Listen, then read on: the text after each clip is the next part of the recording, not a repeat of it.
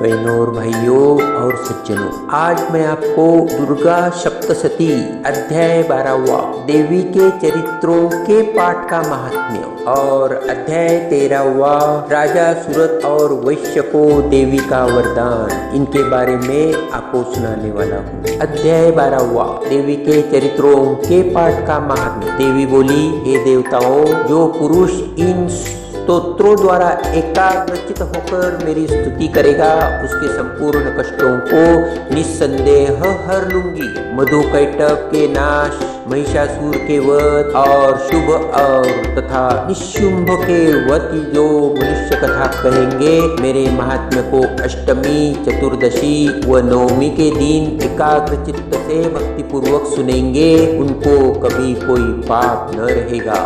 पाप से उत्पन्न हुई विपत्ति भी उनको न सताएगी। उनके घर में दरिद्रता न होगी और न उनको प्रियजनों का बिछोह होना होगा। उनको किसी प्रकार का भय न होगा। इसके लिए प्रत्येक मनुष्य को भक्ति पूर्वक मेरे इस कल्याणकारक महात्म्य को सदा पढ़ना और सुनना चाहिए। मेरा यह महात्म्य महामारी से उत्पन्न हुए संपूर्ण उपद्रवों को एवं 3 प्रकार के उत्पातों को शांत कर देता है। जिस घर व मंदिर में या जिस स्थान पर मेरा यह स्तोत्र विधि पूर्वक पढ़ा जाता है, उस स्थान को मैं कभी भी त्याग नहीं करती और वहाँ सदा ही मेरा निवास रहता है। बलिदान, पूजा, भोग तथा महोत्सव में मेरा यह चरित्र उच्चारण करना तथा सुनना चाहिए। ऐसा हवन या पूजन मनुष्य जानकर या बिन जानकर मैं उसे तुरंत ग्रहण कर लेती हूँ। और शरत काल में प्रत्येक वर्ष जो महापूजा की जाती है, उसमें मनुष्य भक्ति पूर्वक मेरा यह महात्म्य सुनकर सब विपत्तियों से छूट जाता है और धन धान्य तथा पुत्रादि से संपन्न हो जाता है। और मेरे इस महात्म्य व कथाओं इत्यादि को सुनकर मनुष्य निर्भय हो जाता है और महात्म्य के श्रवण करने वालों के शत्रु नष्ट हो जाते हैं तथा कल्याण की प्राप्ति होती है और उनका कुल आनंदित हो जाता है। सब कष्ट शांत हो जाते हैं तथा भयंकर स्वप्न दिखाई देना तथा घरेलू दुख इत्यादि सब मिट जाते हैं। बाल ग्रहों में ग्रसित बालकों के लिए यह मेरा महात्म्य परम शांति देने वाला है।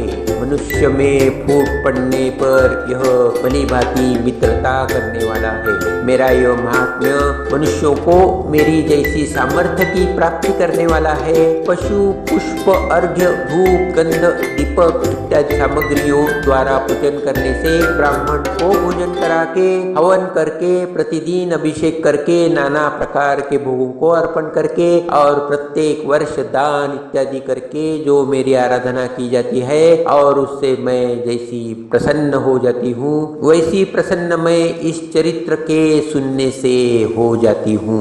यह महात्म्य श्रवण करने पर पापों को हर लेता है तथा आरोग्य प्रदान करता है। मेरे प्रादुर्भाव का कीर्तन दुष्ट प्राणियों से रक्षा करने वाला है। युद्ध में दुष्ट दैत्यों का संहार करने वाला है। उनके सुनने से मनुष्य को शत्रुओं का भय नहीं रहता है। ये देवताओं, तुमने जो मेरी स्तुति की है अथवा ब्रह्मा जी ने जो मेरी स्तुति की है, वह मनुष्यों को कल्याणमयी बुद्धि प्रदान करने वाली है। वन में, सुने मार्ग में अथवा दवानल से घिरे जाने पर, वन में चारों ओर घिरा हुआ या शत्रुओं द्वारा पकड़ा हुआ, जंगल में सिंहों से, व्याघ्रों से या जंगली हाथियों द्वारा पीछा किया हुआ, राजा के क्रुद्ध हो जाने पर, मारे जाने के भय से, समुद्र में नाव डगमगाने पर, भयंकर युद्ध में फंसा होने पर, किसी भी प्रकार की पीड़ा से पीड़ित,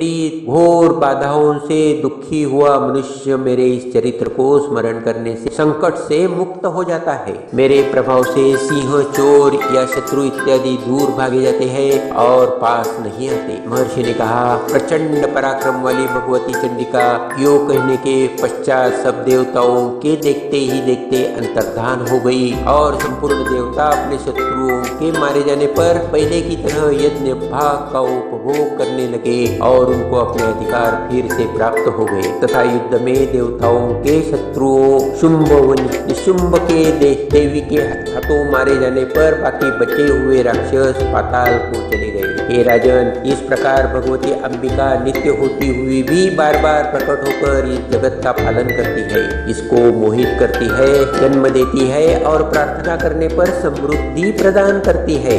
हे राजन, भगवती ही महाप्रलय के समय महामारी का रूप धारण करती है और वही संपूर्ण ब्रह्मांड में व्याप्त है, और वही भगवती समय समय पर महाकाली तथा महामारी का रूप धारण करती है और स्वयं अजन्मा होती हुई भी सृष्टि के रूप में प्रकट होती है। वह सनातनी देवी प्राणियों का पालन करती है और वही मनुष्य के अभ्युदय के समय घर में लक्ष्मी का रूप बनाकर स्थित हो जाती है तथा अभाव के समय दरिद्रता बनकर विनाश का कारण बन जाती है। पुष्प, धूप और गंध आदि से पूजन करके उनकी स्तुति करने से वह धन एवं पुत्र देती है और धर्म में शुभ बुद्धि प्रदान करती है।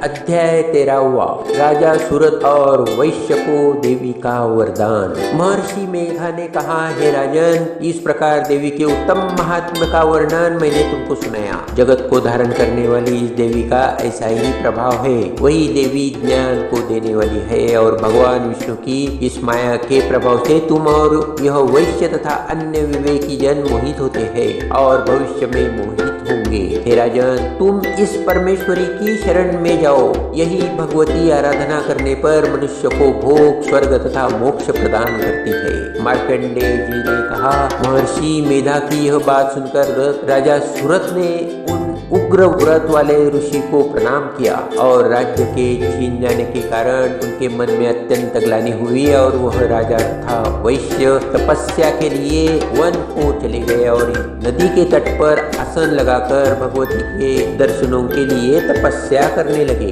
दोनों ने नदी के तट पर देवी की मूर्ति बनाई और पुष्प, धूप, दीप तथा हवन द्वारा उसका पूजा करने लगे। पहले उन्होंने आहार को कम कर दिया, फिर बिल्कुल निराहार रहकर भगवती में मन लगाकर एकाग्रता पूर्वक उनकी आराधना करने लगे। वह दोनों अपने शरीर के रक्त से देवी को बलि देते हुए 3 वर्ष तक लगातार भगवती की आराधना करते रहे। 3 वर्ष के पश्चात जगत का पालन करने वाली चंडिका ने उनको प्रत्यक्ष दर्शन देकर कहा, देवी बोली, हे राजन तथा अपने कुल को प्रसन्न करने वाले वैश्य, तुम जिस वर की इच्छा करते हो वह मुझसे मांगो। वह वर मैं तुमको दूंगी क्योंकि मैं तुम पर अत्यंत प्रसन्न हूँ। मार्कंडेय जी कहते हैं, यह सुन राजा ने अपने जन्म में नष्ट न होने वाला खंड राज्य और इस जन्म में बलपूर्वक अपने शत्रुओं को नष्ट करने के पश्चात अपना पुनः राज्य प्राप्त करने के लिए भगवती से वरदान मांगा।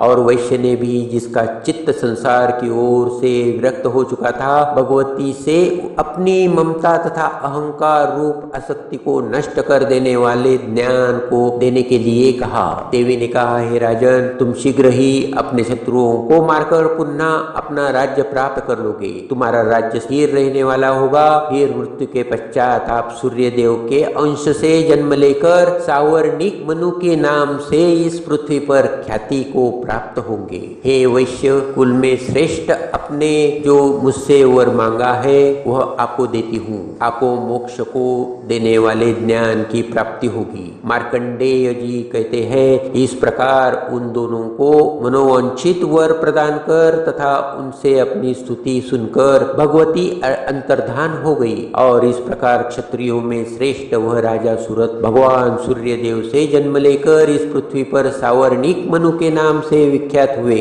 इस दुर्गा सप्तशती के पाठ के बाद सिद्ध कुंजिका स्तोत्र का पाठ करना अवश्य है। इससे सभी मनोरथ पूरे होते हैं।